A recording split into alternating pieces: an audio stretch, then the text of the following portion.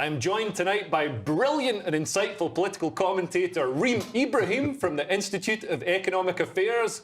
And he's wise, he's entertaining, he's broadcaster and lawyer Andrew Eborn. Aye. And also our resident nutrition expert and star of the least erotic calendar ever, Shaffer. Now, Andrew, I'm going to start with you. Yes, go for it. You've got a legal background. So, I mean, do you think some of the people who help asylum seekers and then go on to commit crimes or terrorist atrocities could be held culpable? We've seen... Put in that way, in your brilliant opening monologue. It's so obvious, isn't it?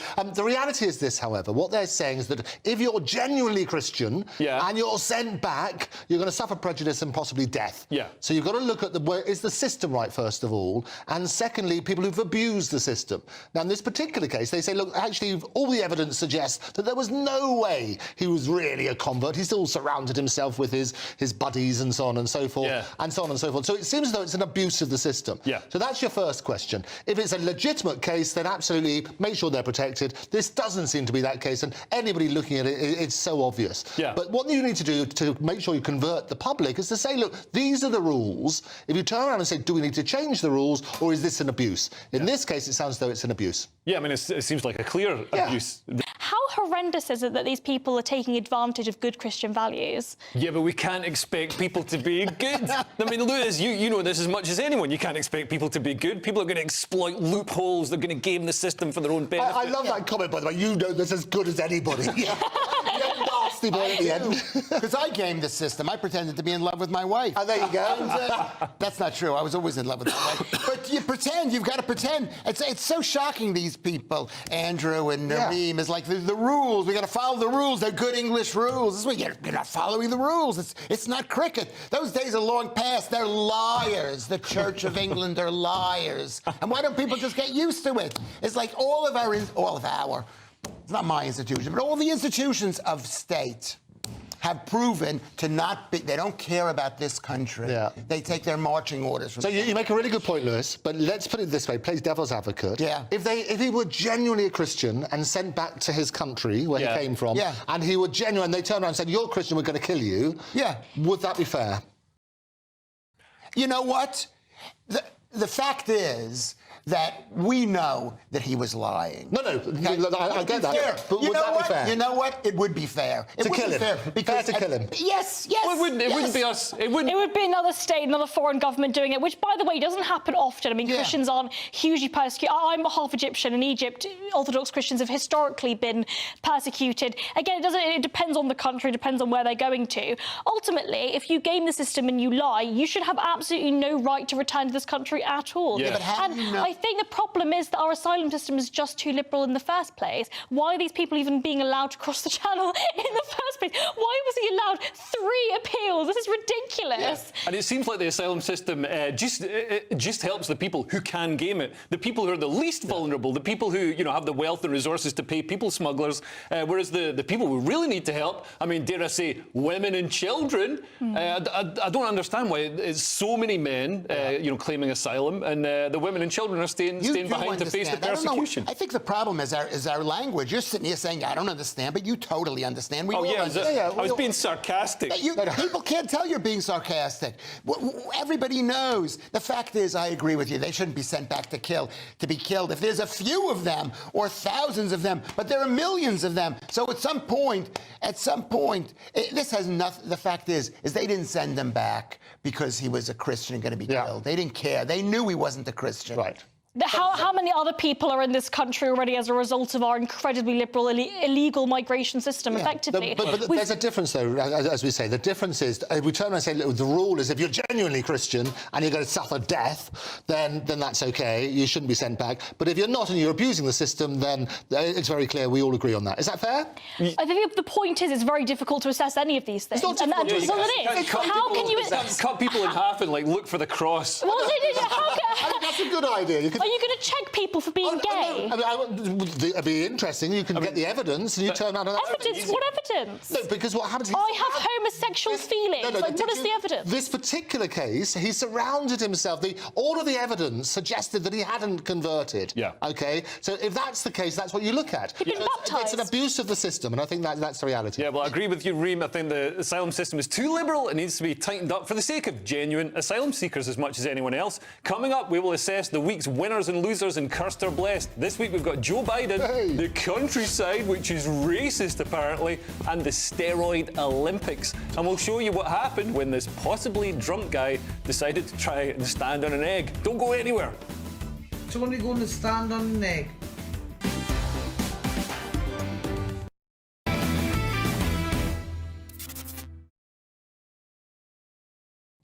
Welcome back to the Saturday Night Showdown. Kearsed or Blessed is coming up, but first, I promised I would show you what happened when that bloke stood on the egg.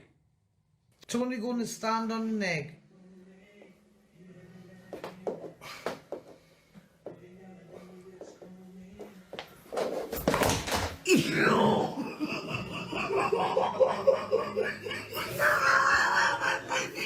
For anyone listening on radio, it didn't go quite as planned. He tried to stand on the egg, but somehow managed to do a half a somersault and smash the egg into the floor with his face. Well, it would be Kamala, wouldn't it? That's how it works. If Joe Biden was to step down, Kamala would be president, which I think I agree. That's even worse. But does it have to be Kamala? It doesn't have to be. Well, No, it does. They can choose the different people. Do you know who the president of Mexico is?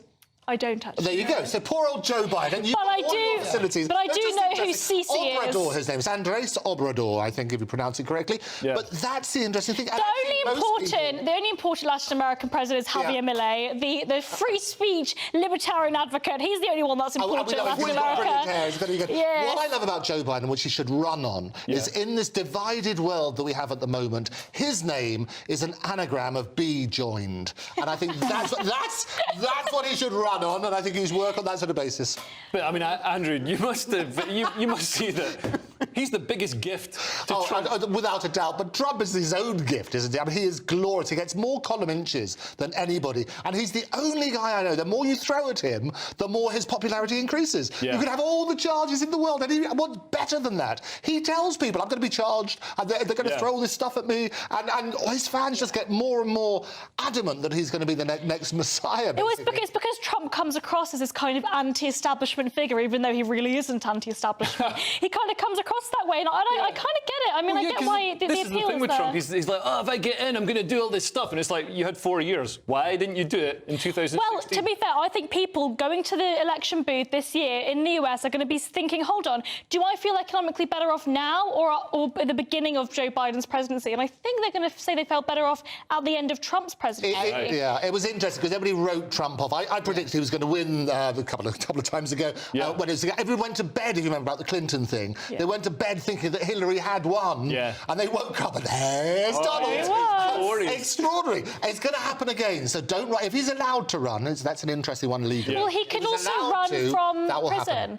That would be interesting. Oh, no, he can, but they're trying at the moment whether he even gets on the ballot. So that's the discussion at the moment. But if he does, don't be surprised if he manages to... I think he's the next president. Biden would be a gift. I think Reem is wrong, because it doesn't matter whether people are better off than they were 4 years ago. What they're thinking is, how can we destroy the country fast enough? And that's what the Democrats are thinking. They're not thinking about that. They're basically selfless people. And I mean, the American people. The American people are going to be thinking, do I feel better off now or 4 years ago? You had the lockdowns, you had COVID, you had the pandemic, you had huge, rampant inflation, huge public spending. The lockdown started under Trump. It did, and it continued under Joe Biden's presidency. And I think they're going to be thinking about that. Pocketbooks as much as everybody. The Democrats are thinking what is morally right for the future. They don't care about the destruction of their own lives. They're very generous, loving people. Yeah, well, it's also great that they've updated the map of the Middle East to actually put Mexico in the right place. Next to Egypt. Rightfully is, New neighbours. Replacing Egypt. There it is, right next to Israel and the Gaza Strip. In case, I mean, a lot of Americans would actually believe that. Anyway, next up, speaking of maps, we've got the countryside. Yet the poor old countryside is accused of being racist on an almost daily basis these days. And this week, a charity group called the Wildlife and Countryside Link put the Wellington Book put in saying the countryside is a racist and colonial white space. Exactly right. A tree called me a Scottish scumbag just the other day. And Andrew, I get the feeling that the supply of racism isn't keeping up with the demand. So people need racism to get outraged by. They're just making up racism. It's the thing to bandy around, isn't it? It's what I said last time. Abraham Lincoln used to say, if you call the tail of a dog a leg, how many legs does a dog have? 5. 5? See? And that's why Abraham Lincoln, no, he's still only got 4. Because whatever you call the tail, it's still a tail. So just slapping around the racist word on people doesn't make them racist. We need to stop. It's an absolute nonsense, and we should call out this nonsense, which you always do on this show. Which Very good of you too. We certainly shouldn't be. Next up, it's Silicon Valley billionaire Peter Thiel. Thiel's latest brainwave is to put some of his ample cash reserves behind what is being described as the Olympics on steroids. Because it literally is the Olympics on steroids. For years, athletes who took performance-enhancing drugs were considered disgraceful cheats and the lowest of the low. But to Thiel and his mates, they are honourable pioneers. They're going to start the enhanced games, where athletes will be encouraged to take all manner of performance-enhancing drugs. They say it'll push research in nutritional supplements, but I think we all know the real reason is it'll make crazy entertainment. With this story, I think it's fantastic because we're encouraging people to have lots of fun. And I think what's going to be interesting is seeing what the maximum human potential really is. Before their heart bursts. Yes. Before the heart bursts. Well, it is extraordinary. The feel-good factor is what you'll call it. But what I love about there's 2 things, isn't there? One is the drugs are wrong, and you're quite right to call that out. And there's quite an interesting thing they do. Like why are drugs wrong? For all sorts of reasons, we'll come on to in a bit. But the potted panther is quite funny. Yeah. If you look at the potted panther, where people get basically drunk before doing things, I think that's quite funny. What we're also going to get now with my baby is about AI and robotics. And we're going to get, it used to be the $6 million amount, it's now the $44 billion with Elon Musk. You can basically replace all parts of your body with all sorts of things, where you can have somebody who's basically a cyborg running against that, which will be much better entertainment than people on performance-enhanced drugs. Amazing. Well, next on the Saturday Night Showdown, Culture Corner, we will discuss the bizarre rise of the Dignify movement. It's like Dignify, but with AI, and you'll understand it in a moment. And Suki Hannah will explain why a rapper is not a musician. Plus, more fun with eggs. I'll show you what happened when these guys decided to try and fry an egg on a car bonnet. I've always wanted to try this.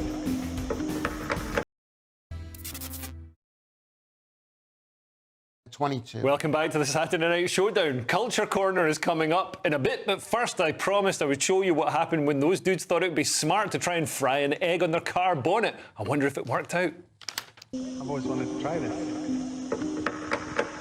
And today, being the hottest day, it's probably going to just fall off.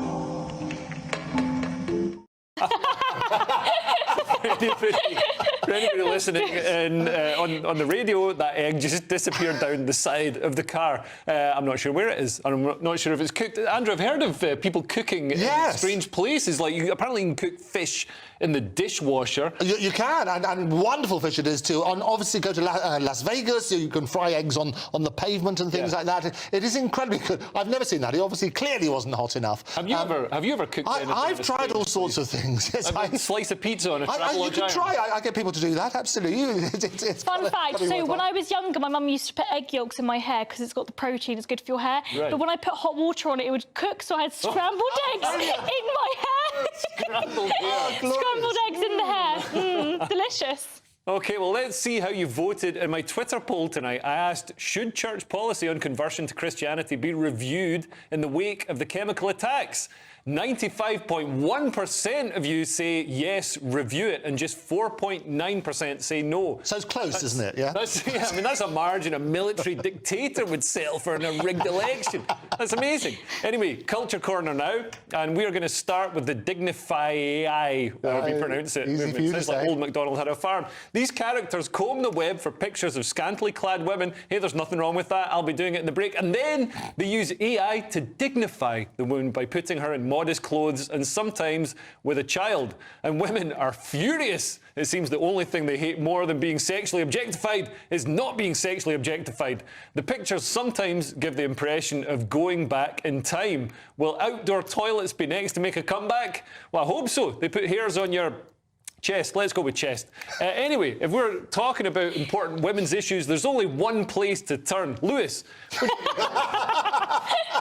I think there's, first of all, you're dealing with women, and nothing makes them happy. So whatever it was Not that you true. said, whatever you want. Absolutely not true. Sorry, have to butt in there for a second. That's This just is not women true. that I hang around with. Reem, our women's expert, is talking. Please don't interrupt. This AI thing, I didn't think there was anything to it. I barely understood it in the beginning because you reach a certain age and you don't understand this stuff. Yeah. But you can't believe anything. And this is the past few years where you realize you cannot believe Oh, no, anything. absolutely. Well, as you know, I do something called Fake or Fact, Andrew Eborn's Fake or Fact, where we look at AI, putting the AI into Britain, see what I did there. So the reality is that in 2017, fake news was the word, it's actually 2 words, of the year. Last year, it was AI. Right. You combine that and anything that you see now, in an election year, we're going to have more elections than there's ever been forever. We could all be AI. We will be. There can be lots of fake videos and fake audio recordings, this sort of stuff, and it can be used. I always said it's our greatest human achievement, but also our potential biggest existential threat. Yeah. And it depends on understanding that sort of stuff and what can be done with it. We're going to have lots of glorious videos coming out. Yeah. We had Imran Khan just a couple of days ago giving an election victory speech, all created by AI. Amazing We're going to stuff. have lots of this sort of stuff happening. Reem, you're going to be happy because they haven't just used this to put clothes on women. They've also removed tattoos from social media dunces like the Island Brothers or Island Boys, whatever they're called. And they've even clothed a surprisingly sexy starfish from SpongeBob SquarePants. But, I mean, what do you make of the backlash? No, I think what's interesting is, I'm again a libertarian. I think women should be able to dress as they wish if they want to. But I actually do think that, dressing more modestly is a pretty good thing to do. And I think we should be encouraging women to embrace modesty and embrace traditional values. Yeah. And actually, this AI seems to be doing God's work.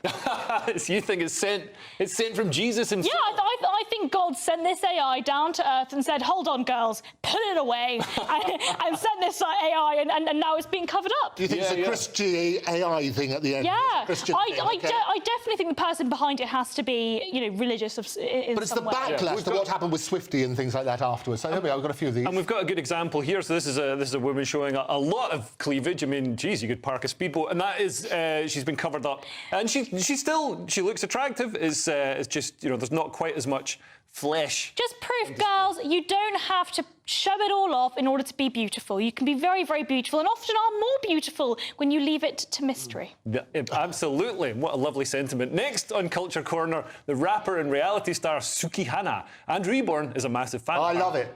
She's a musician, a TV star, a mogul, but don't expect her to do any magic tricks, whatever you do. Take a look at this.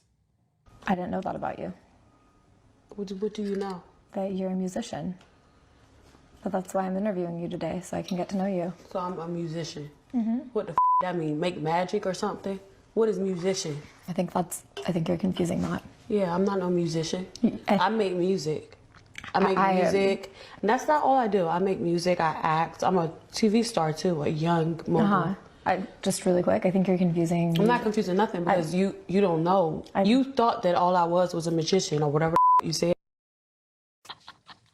Oh my God. So she's clearly confused the word magician with musician. So the interviewer has assumed that she's, said that you're a musician. And I don't know, it's so funny. I don't know if it's a deliberate planned sketch to try and go viral, but I've got a feeling this might be authentic stupidity. I think it probably is, but it would be very clever to sort of play this off and say, oh no, we did it for the views, it was for TikTok. I mean, you've got to be a bit stupid to think that, to mistake musician and magician. But also, what does she have against magicians? She seems to be like, oh, I'm not one of those. How dare you accuse me of magic? Like, no, I don't know why she's so offended. Yeah, but most magicians are quite weird, aren't they? I think, to be fair, thank you. How did you do that? to be fair to magicians, they always are confused. I'm a member of the Magic Circle. Are you a magician? I am a magician, and members of the Magic Circle, they will often go and say, look, member of the Magic Circle, I'm a magician. They say, well, play us a tune. So to hear it reverse is interesting. It's like, I'm a comedian. Well, change colour then. They get the same principle on that sort of basis. So people are mishearing things. Do it again.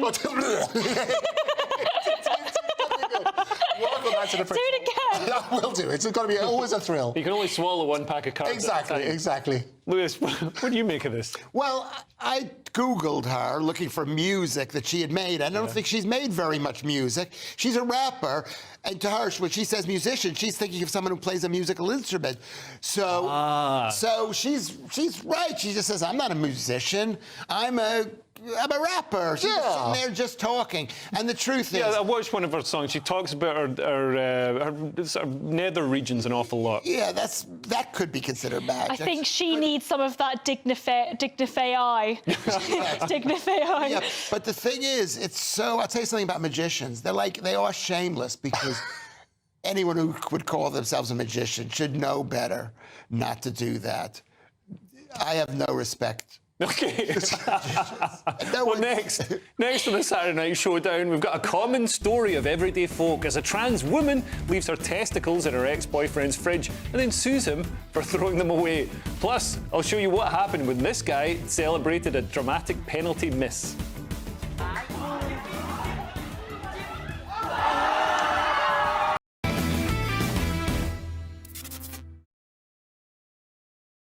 So he is. Welcome back to the Saturday Night Showdown. Frozen testicles coming up next, but first I promised I would show you what happened after that penalty miss.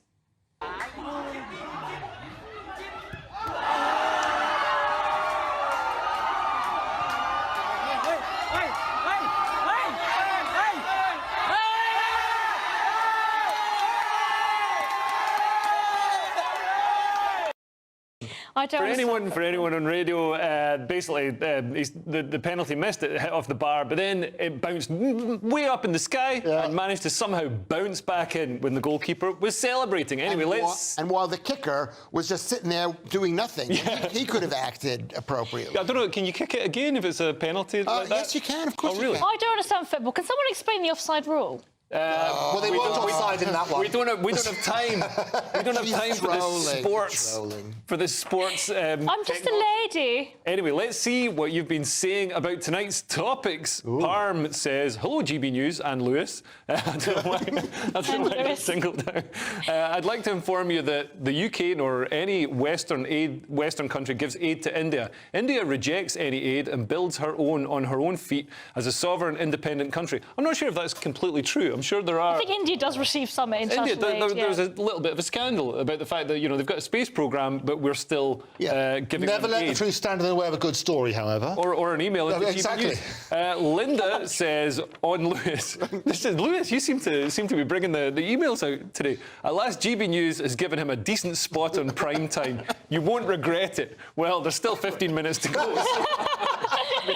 You might regret it now. And let's finish by taking a look at some of the more bizarre stories from around the world this week. We start in Michigan, and here's a sentence you just don't hear often enough. A biological male who identifies as a transgender Muslim woman has sued an ex-boyfriend for not returning their testicles from the fridge.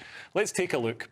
And I thank God that these nuts were extracted and they were put into a biohazard bag. And for giggles, I put them in a mason jar and I put them in the fridge next to the eggs.